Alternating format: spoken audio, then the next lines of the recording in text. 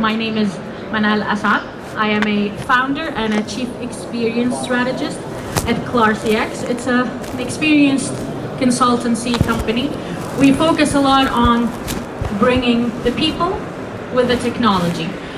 We understand that it's a technology talk platform, but from today's session in the morning, if you were following, we talked a lot about how half of what makes digital transformation projects work or fail is really the human factor. But humans need to be equipped with data, they need to be equipped with good insights in order for them to really make good decisions. So what we're going to be focusing on in now's panel discussion is really how to bringing this human factor into the digital transformation within your projects and within your companies. And with me on the stage, please join me in welcoming Mr. Jigar Sagar from Trillium Holdings. He's a serial entrepreneur, a serious and a serial entrepreneur. Thank you. He will introduce himself in a little bit. And also engineer Dania Abu Maliha, please. Sorry, Abu Halimi. Dania Abu Halimi. Engineer Dania Abu Halimi, please join me on the stage in welcoming her. She is a construction engineer turned more into a data champion. So she has a lot of stories to tell us from Avanat. We hope that you will be engaging with us and asking us your questions or also sharing your stories with us. But let's get started by having our dear panelists introduce themselves briefly. Let's start with Mr. Yes, ladies first, yes. So my name is Dania Abu Halima. I started in construction, and a couple of years later I decided to move to tech and to do the transformation world. Welcome to the dark side. Thank you. I'm honestly enjoying it, to be honest. And I'm currently an associate project manager at Avanad. My company is basically a joint venture between Microsoft and Accenture. So we are a tech consulting company. And I'm very glad to be here with you today. We're happy to have you on board, Dania and Shiva. Hi everyone, I'm Jigar Sagar, a serial entrepreneur, serial investor, strategic government advisor, and an investor judge on a TV show on OSN called The Final Pitch Dubai, where we are at the cusp of bringing policy making and entrepreneurship at the brink of creating unicorns. Thank you, nice to meet you both. So as you can see, we're focusing less on construction right now, and we're going to really focus more on, as I said, data analytics and the human factor. And I think we want to start more maybe on cultural behaviors, I think with Dania, and then we'll shift to Jigar. We heard from today's session in the morning that really what makes technology fail or succeed is being able to transform the company from within to have teams really adopt these different technologies. I think we're talking about the same when we talk about data analysis. So what kind of barriers have you seen in the projects that you bring on board organizations when it comes to adopting a data-driven mindset? Okay, that's a very good question, but I think there's a lot of misconception here. A lot of people think that cultural barrier is the most impacting one. Yeah. However, I believe, and from industry, I'm telling you that infrastructure cost and financial cost of data adoption is the main barrier. It is the headache that everyone doesn't want to work with. Whether your data is on-prem or on cloud, infrastructure cost is crazy, and you need to maintain your data securely for a very long time, and you're not sure about the results that you're going to get from the data. But speaking of the cultural challenge, it's quite common to find this, especially with the government organizations, because it is something new. They're not expecting a lot, but they are asking for a lot at the same time. So one of the things that we do usually is that building a trust relationship with our clients and stakeholders. And this is something that doesn't happen overnight. It requires a very long process, stakeholders involvement, leadership, communication, openness with the clients. But once this relationship is achieved, results get exponentially. So I would say definitely like trying to build that trust from the organization once you know the money exists to pay for the data. Would you guys say that trust is also a major point for you when dealing with data? let's make it simple. Who here uses like ChatGPT, Copilot, or whatever, any LLM, just by show of hands? Yes. I assume you use it at work, not just for personal life. So if you ask it any question with any data, any numbers, do you usually take it at face value, or do you double check? Do you ask more questions? So do you trust what ChatGPT gives you? Raise your hand if yes you do from the first one. I'm happy that no one does. That's a very good audience. They're very technologically aware. Jigar, did you see the same thing with the entrepreneurs that you usually coach? Like, is it really trust, or is there something else they look for? No, I think for entrepreneurs, definitely cost is a big barrier. We all want the money, yes. Right, and as an entrepreneur, there's a genuine interest in putting every penny onto revenue generation rather than on data gathering and data analytics. They tend to rely more on their gut, frankly speaking, when it comes to decision making. Their sounding boards are their friends, their family, their neighbors, or their mentors, rather than data itself. And that's actually one of the reasons why a lot of startups fail, because it's one thing to go by the gut, but it's a very important critical step to validate that feeling and intuition by the means of data. Now the challenge of data gathering and data analytics being an expensive affair can be easily tackled if you can simplify what you're trying to achieve.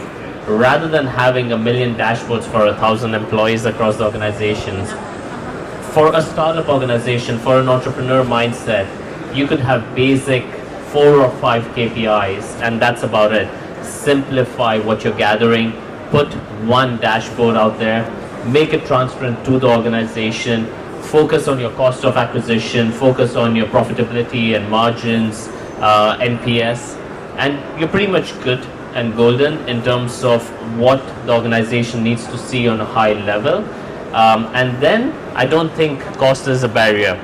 The challenge comes whereby many organizations want a private jet while they could be doing it fairly well with just a regular car out there. So, ladies and gentlemen, give up on your jet dreams. Just take a car, but build your data analytics capabilities. I think you jumped into my KPI question, and now you said cost of acquisition. You said, like a few different costs when it comes to like revenue KPIs.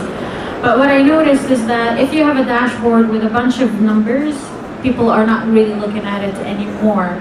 I think what usually works is really having a story in your dashboard. I think most people connect to stories. I want to be able to see, how is my company going? Where is it going to go into the future? What do I need to get there? That is kind of a story. Are you finding that, Danya, with the dashboards, like when you're usually presenting a dashboard to the different organizations, are they asking for these lengthy reports, big dashboards because they want to see you're doing some work? Or are they really looking more for simplified, insight-driven dashboards?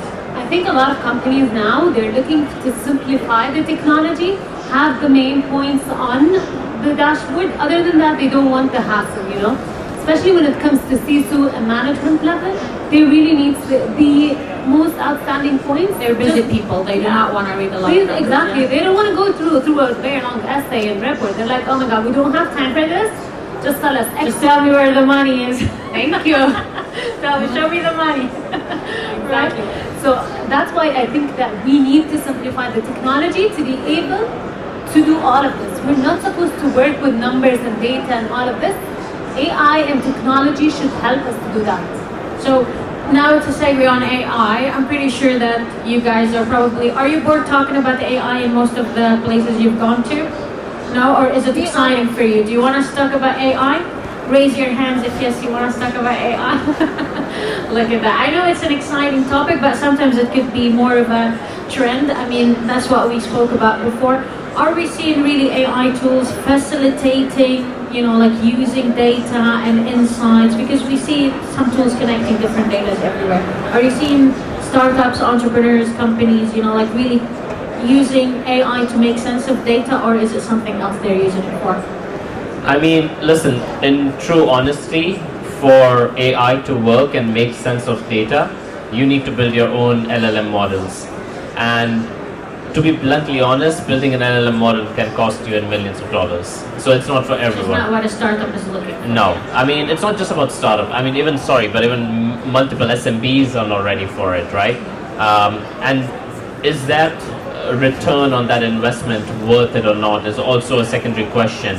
So many a times what's happening is it's fancy to have this tool, it's fancy to have that data, it's fancy to look at this metric without truly realizing what value is that driving into your business from a decision-making perspective. So as far as I understand is that its data is useless if you can unless you can drive an insight out of it. So I want to see data that allows me to take certain decisions. Now, for me, example, well, I'm operating probably close to over 30 plus companies. Now, to keep track of that large number of companies, and some of them are pretty large sized. We have employees ranging across our organizations from 2,000 to even 20, depending on the size of the organization, right? But to keep a track and a pulse of the business, what I need to know is sort of have a temperature check, which can be done by having just 5 data points. Now, once that is done, you sort of know the heat map to know where you need to poke more and where you need to let it be.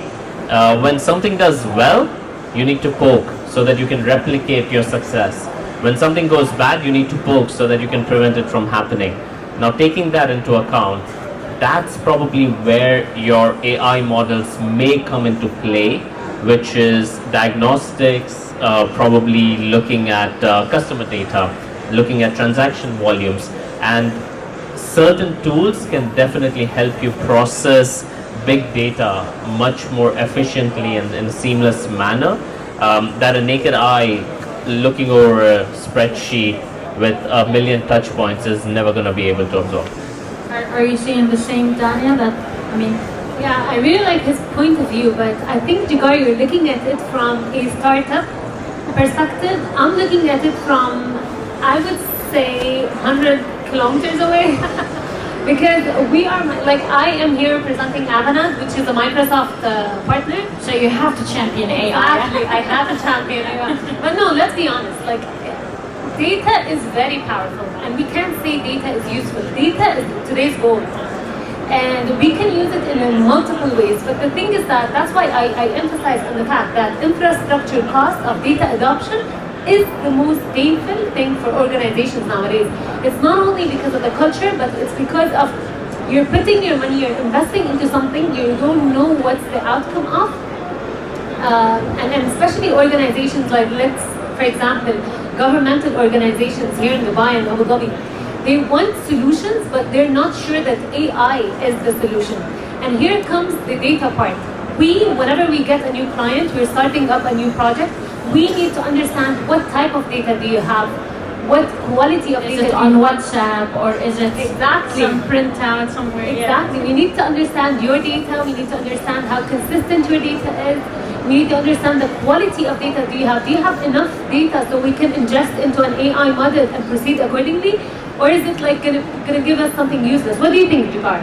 I mean, I think pretty much many large organizations, including government organizations. So as a part of what I do, we also operate special economic zones and free zones out here in the UAE. So we have a public-private partnership with the government out here to operate government operations such as the free zones. And we are looking at what data existed before we come into play.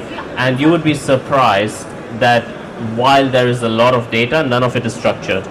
So it's meaningless, right? Yeah, I mean it's irrelevant whether you're a startup or whether you're a large corporate. If your data is not structured, it's useless. It's useless. I mean, but the problem is that they want what the neighbor has. They want the latest shiny toy that my neighbors get. I mean, the IT team has to justify its existence too. So let's be honest, right? But this is what the leadership wants. But if we go back to the people, the power of the people, how can we align between what the leadership wants and between what we believe which data will really enable the people on the ground that are making these day-to-day actions? Like, if you would say, here is a quick test, when an entity asks me to build an amazing data dashboard and go through their data, how do I justify that from the beginning? Like, what do you look for? I think it has to come from the leadership. I think it has to come from the top. So what I do in my organizations is I pretty much narrow it down to not more than 7 to 8 data points for my dashboard, and I make my dashboard transparent to the organization. So every employee of my organization is able to see my dashboard. Now what happens is your mid-management and junior management automatically align with what I'm looking at. So everyone's running in the same direction towards the same cause, and there isn't a different version of what success means for them and for me. But are you enabling the conversation somehow? Because I can tell you from my experience, I've been in projects, with clients where we spent maybe months, if not a year, going through the data and building a dashboard and choosing the KPIs, not when I had a hand at it. And then you come and present it, they're like, go and ask our organizations all over Europe to give us this data. And I'm like, why? Why would they do they even understand this metric? So it comes really from a top to bottom approach, where sometimes the teams on the ground and the different organizations, they don't even know what is this KPI for. What I found works is really more of a co-participatory design. Involve them in the conversation from the beginning to say, okay, what is important to you? What not KPIs, because most people don't think in terms of KPIs. They think in terms of like a point, like in terms of an outcome. What makes your life easier? Yes, what makes your life easier? What are you looking into to prove that you've accomplished something or that you've succeeded? And then roll it back to the top, where you say, okay, that connects to this. At least that's what I've seen from my approach. Daniel, you should try, that, but you should try probably what we do in our organizations is we actually create a means of incentivizing people to take decisions based on the data. I'd love to know how. It's not about penalizing them on their decision making, right? So let's say, for example, the team wants to come up with a new product line and they're able to justify it out of data. By no means would that team be penalized if that product doesn't do well. On the contrary, we will actually incentivize them just for presenting that thought backed by data. So I think every meeting we got to start with data first and then go into the narrative. And it's sort of a cultural mindset thing, which is how do we as humans stop talking from the gut and consciously keep reminding ourselves to look at the data? Yeah, 100% agree with you, because usually when we're taking decisions on subjective decisions, we're just taking decisions depending on our mood, and sometimes we might face these biased people. So honestly speaking, the data-driven decisions are way more reliable because they eliminate bias, eliminate emotional decision-making, especially like when I used to be younger, my mom used to tell me, never make any decision when you're angry. When you're angry or hungry. Thank you. Angry. This is something like we learn in, again, why my company is based on behavioral science, really understanding the human behavior. Has anyone heard of confirmation bias? Confirmation bias, it's basically when you know something in your heart and then you go look for information and data that proves your point correct. And if you read anything that goes against it, you're like, no, this is not right. I read this shows that I am right. So we're automatically already, ingrained with the idea of, I am right. How can I find data that proves I am right? And find that data. So how are you really shifting people from using just gut decisions and saying, okay, I believe this is what works. Here is some data that proves that I am right.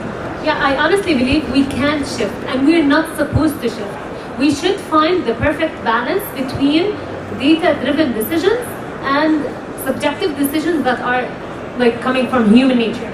A lot of things that data cannot capture and numbers doesn't capture are emotional intelligence, are the team dynamics, are a lot of things that we as a human are privileged to have, no AI model will have. So we need to find the balance, the intersection point between the subjective and objective decision making rather than relying 100% on data-driven decisions. Would you say that's more into inclusivity, just making sure we have different people with different opinions? I think you got to create that environment of trust. You got to create that environment of trust within your organizations for the data. The challenge that I have seen across many organizations and startups is that the data that they're collecting is one perceived form of data. It's not the whole truth. And that's where the challenge comes. Because you can look at, let's say, customer service, customer response time, the time to fulfill a transaction, and I can get at least 20 different answers for the same question from 20 people. Each and every one of them will give me a different answer if I ask them for a report. So it becomes important that that discussion happens early on at the time of forming those dashboards and aligning on what perception and what viewpoint do we collective as an organization agree to. And if you disagree, but we can agree to disagree, but then we all agree with what's going to be shown now from this point on, and why that particular data point and why that particular perception is the right perception. It's like finding the source of truth, at least from what we have available. I mean, I can tell you when it comes to like customer experience, I've talked to a lot of companies in the recent couple of events, and they all base their customer satisfaction on surveys. And I'm like, that's already a biased sample, because you're only asking the people who are willing to give you time to answer that survey, and ignoring maybe 90% of your customers who hate you so much. They do not want to answer your survey. So you're only basing either those that give you some bad review because their experience is horrible, or those maybe your mom and your sister who is happy to answer your survey over 10-15 minutes. So your data is already kind of biased. So here definitely we need to not just look into, is my data biased or not, but rather, do I trust it? Is it comprehensive enough for me to build decisions on? Yeah, I would add something here. It's not only about the quantity of data, it's the quality of data, and how good quality the data is, and how complete, how concise, how correct data is. All of those factors are going to be ingested into your AI model. So for example, if you put something like, if you give it biased data, it's going to give you biased answers, right? Exactly. What's coming in is coming out, so you need to make sure everything coming in is perfectly well, because if you have the perfect AI model on the world, on planet Earth, it's not going to give you the right results if you're not ingesting it with the right data. That's the thing. Do we even believe there is a perfect AI model? Because it's based on an imperfect world with imperfect data, no? I mean, I don't think so. There's anything called a perfect AI model. Yeah, or even perfect data. At the end of the day, we're going to miss something. For specific solutions, we can tailor an AI model, right? We can tailor solutions, but the problem is that the problem statement keeps shifting.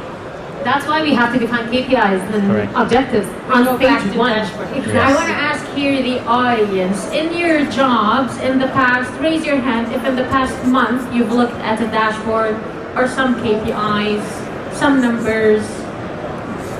Yes, 3, 4. Okay, in the last week. We see some very data-driven people.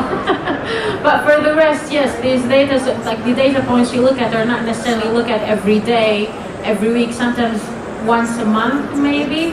But how do we make sure then we really increase, adoption to data analytics? Because again, if I'm looking at a data just once a month, it's already old, right? Like I'm not able to make quick decisions. So how do we make sure it's ingrained in the daily habits of people? A simple trick would be, do not start a meeting unless it's starting with data being presented. No meeting in your organization, not just the ones you have, but any meeting that happens with anyone has to start with data before you move on to the narrative. That's a good trick. Daniel, do you have another trick? I am thinking about something, but I would say rely heavily on data. Rely heavily on data, but the thing is that when relying on data, you can't 100% rely on it, right? But that's why for me what I believe is we need a data-informed strategies rather than data-driven. Yeah. Like I've worked, for example, with Google Analytics, Adobe Analytics, and everything. And when I'm consulting with different clients, the question is always, is the data correct? Is this everyone who visited our website or app? And I'm like, make it a sample. It's a sample population. When we're doing scientific research, we're not trying to survey the entire universe. We're trying to survey enough people that we can get a trend, an insight into which direction we're going, where might be an issue to correct. So would you say that this is more of an approach for people, how they're using it to inform their decisions? I would say maybe use data to guide us, but not to lead us, you know? But do we see sometimes data, looking at a dashboard becomes like looking at your email? I would assume everybody wakes up and looks at their email the first thing. Yes, thumbs up if yes. Is email the first thing you look at? Probably Instagram? Probably WhatsApp and Instagram. WhatsApp? I mean, it's a WhatsApp culture here, you know, like most of the businesses are happening on WhatsApp, nobody's doing email. So do we envision a future where looking at a dashboard for people, even not those necessarily working with analytics, would be something they do in the next 5 years, let's say? Would we look at a dashboard? I think intelligent people are already looking at dashboards. So if you're not looking at dashboards, you know what I mean. Oops, sorry guys. But having said that, and going back to what you said earlier, it sort of is already too late if you're looking at it once a month, right? And post-event. But that also sort of depends on what data are you looking at and what's your objective for looking at that data. So if I take a simple example of, let's say, a sales team, let's call it a B2B sales team. They should be looking probably on a daily basis data about number of meetings they had, number of deals they closed, amount of revenue they generated, and whatever the KPIs that you have set for them, which shouldn't be realistically more than 3 or 4. Now, their KPIs should not be based on a monthly basis. Their KPIs should probably be based on a daily, weekly basis, because that's your front line. When you look at sort of the team performance, you're going to probably look at it on a weekly basis, right? And then when you look at the bigger organizational objectives, you have to look at it on a monthly basis. By no means, if you start looking and measuring a team's performance on a monthly basis, it's going to take you 1 quarter to catch up to really deliver any useful action out of that data. So, like I said, it's not a question of whether the data exists or not. I mean, this data could have been sitting in Excel, hopefully not, because you're not a dinosaur anymore. Some CRM. I mean, hopefully you're not a dinosaur anymore, so it's not sitting on Excel. But having data is still better than not having data. But yet, I think you can have some really affordable tools that can help you organize these dashboards and, pull in data from different places, where you can just manually input data just to create your dashboard and have that sort of an insight. Ultimately, what's going to happen is that the frequency with which you look at your data is going to determine the speed with which that data is going to be effective. So if you want to be fast enough, then you need to be frequent enough in your looking at the data. Would you say that? Exactly. That's why I'm telling you, being part is. That's what I wanted to tell you. Basically, I didn't mention it yet, but being part of the tech industry, everything is happening very fast. It's a very dynamic environment. You need to be up to date every time and all the time, and you need to have a team which is quite flexible and continually willing to adapt. So you need to look at the data frequently, even if it's the team performance. Like, for example, give data more attention, because this is one of the factors that will help you to grow faster. Who's here from the tech side? Are you guys tech people? Administration, management, government? I'm gonna put one of you on the spot. Who doesn't look at data? I think most of you. So can I choose one at random and ask you a question? The gentleman in the suit, is that okay? Then let's see. You didn't raise your hand when I said if you look at data in the past month or the past week. So if I would ask you what would make you look at a dashboard, okay, he's going to give you your own mic. If I would ask you what would make you look at the dashboard on a daily basis, since you guys are supposed to be the users, what would it be?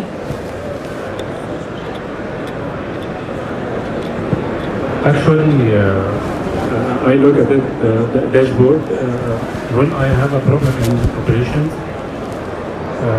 to show the performance of teams, how rich they come. But who told you there is a problem? Like, well, how do you know that there is a problem? From CMS systems and dashboards, have the quality of the performance, should a shortage happen on team performance. So you have some KPIs already that shows you the generic story, and when you see there is a break. Daily operations and weekly operations and monthly operations too. So you're already a data user. Yeah. Who is here not a data user? Don't be shy. We're all friends here. He avoided eye contact because he knew I was going to ask him. Is he your colleague? Okay, maybe one of the ladies up in the front. Are you working with Jigar? No, okay. The back? I want to hear from ladies. No? Okay. So we can see that data users can differ from person to person. But this is a very typical example of how we all operate. It's reactive. So the challenge is that we are, for some reason, trained to look at data when we are looking to seek for where the problem exists. Exactly, the root cause. The root cause.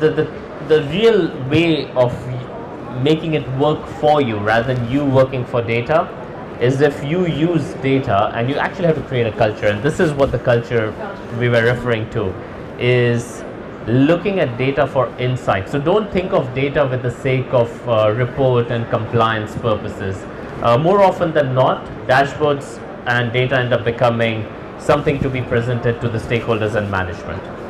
It cannot work that way. I mean, you're not going to really get the benefit. You're just adding more administrative nightmare to yourselves, and then to avoid that nightmare, you end up spending a lot of money configuring dashboards that you don't even really use.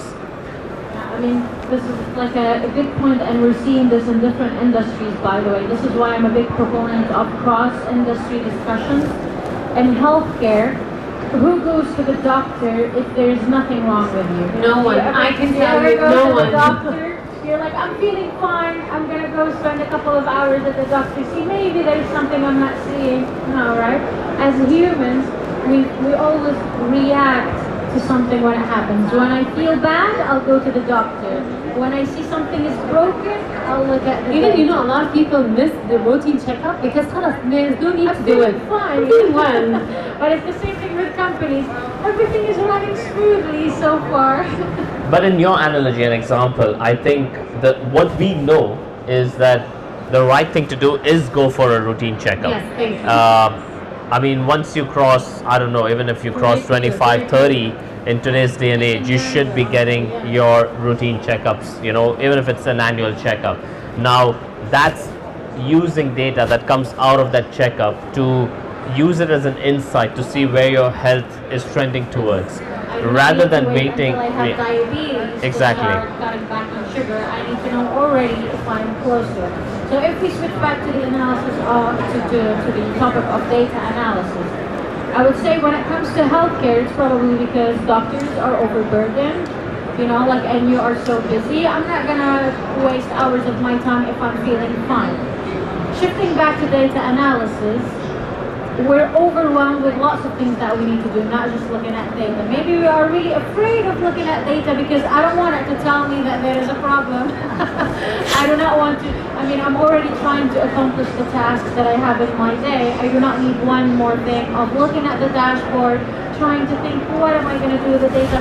How do we shift that mentality? How do you prove to people what is the ROI of looking at your data before there is a problem, to anticipate where not necessarily a problem, but how you can seize an opportunity? How do I show them this ROI? How do I make it simple for them and also show them the value of it? Have you figured it out? I honestly believe that we should have technologies that would simplify these views for us without the need to look into them. So we should have a KPIs and dashboard defined earlier at the project stage before even we do have an issue that we need to understand. Like for example, stage number 1 of the project, you define what are the KPIs, you define what are the objectives of this project, why are we doing this project, what's the need? We need to define the need. Step number 2, is AI models or data-driven solution the right solution for this project, or can we substitute this with any traditional solution that would be easier and cheaper and more affordable, I would say. And this, in the first stage, you have to define your KPIs and you should have everything automated for you. You're not supposed to do all the work every time you want to check the ROI. What do you think, Jigar? I mean, I think in terms of having the data work for you, it clearly comes from an expectation of why. Why are we even bothering to look at that data? It's usually not that someone is waking up to look for a data. Either I want to know the health. We scare them when we keep calling it data. Exactly. I mean, I don't wake up in the morning wanting to know the data. I wake up in the morning wanting to know the health of my business. Now, when you talk about the health of your business, you could be talking about sales, you could be talking about operational efficiencies, you could be talking about customer satisfaction, you could be talking about cash in the bank. Depends on what is your objective, and even your objectives can be pretty seasonal. It's not a sin to want different things at a different time as a part of your journey in your career as a business owner, or even as an employee or a manager. You may want one thing from a relatively new team compared to a team which is matured after a certain number of years that they worked with you. So first understand what is it that's going to help you be better at why you work in that organization. I mean, I'm glad you framed it this way. Framing or reframing things is actually a well-known behavioral, let's say like a behavioral science concept, which is just the way that I tell something, the way that I share an information is different. If I'm telling people, look at the data, look at the dashboard, then they might feel it's like it's a technicality or like a technical ask, versus, like, how is my business doing? What is the health of my operations? It's like, are my customers happy today? And I think this is why we're seeing a lot of analytics tools, they're going more into this conversational mode, right? Like, are you seeing this where people, they want to talk to the dashboard and the data, they do not want to just look at static numbers or even interactive numbers that are like blocks. They want to talk, we want to talk, right? We want to be able to talk to our business. Are we seeing it like that? I mean, I think it depends on the technical expertise of the person that's on the other side of the screen. I probably wouldn't want to waste my time talking. I just want to get the answer and reach to the solution. But you would know better because you're obviously going out there and meeting a lot of clients doing this. I'll definitely talk to the dashboards. I keep asking Copilot, tailor this, bring down this. I need to say the details of the details, because at the end of the day, I'm talking to a client. I need to show the client that I know a lot about your business and your data way much better than you do know, so I can gain his confidence and trust. I'll give you all the data. You can't imagine how powerful data. I mean, if I tell you, would I give you an Excel sheet or give you the insights of how your business is doing? What would they go for? A conversation or the Excel sheet? Definitely a conversation. Definitely. No one wants to look on the sheet. Who would here go for the Excel sheet? Oof. Why would you go for numbers? Who would go for a conversation with the insights? What would the rest of you do? No answer, yeah. Usually technical people, they prefer numbers and Excel sheets. Yeah. Client-facing people, or basically people who are talking directly to the client, we prefer figures, facts, conversations, to simplify things. Wouldn't we say this is the issue we're always expecting? If we're going to act on data, we cannot limit it to just the technical people. Usually us sitting in the data analysis, unit, we're there, we want to impress people with our data, but they don't care, but we want them to take decisions based on it. So we want to convince them to work how they like to work. So would we say, do we need to upskill them to love the data? Or do we need to kind of tone it down to come meet them halfway? I think what you need to do is probably break it down. You need to help them. If you truly want to get an effective result out of this exercise, out of that investment, you need to break it down to help them see what it is and help them realize what it is that they need to look for. Now, Definitely some that upskilling into that can insights. come back in many shapes and form. I mean, you could be talking about CX, and that could mean for a person who is a web developer building a website, that could translate in terms of data coming in the form of heat maps, click-throughs, drop-offs, bounce rate. So it's a different set of data. Now, if at the same time, if I'm looking at, for example, the marketing team, I'm probably looking at impressions, I'm looking at the number of landings to the website or the landing page, conversion rate, how long did they hover on the site. So it's a complete different set of data. So at this point, I think there's a huge gap even in that knowledge base, and that you have a very rare band of people who are skilled enough to even identify what data is really relevant to their day-to-day job. I mean, they can frame it in terms of questions rather than KPI. If I come and tell them what KPIs are important to you, like what are even KPIs, but it was like, what is important information for you to know, then suddenly they have so much to ask, right? So, ladies and gentlemen, do you have any questions for the dear panelists on their experience before we cut it off? Please feel free. No? Then feel free to connect with them after the session. Thank you so much, Dania and Jigar. This has been a delightful conversation. Hope we didn't bore you in talking about data, and please enjoy the rest of today's sessions. Thank you so much. Thank you. Thank you, Manal. Thank you. A picture. It was Yes. amazing. Thank you, Jigar. Thank you. Thank you. Shoot.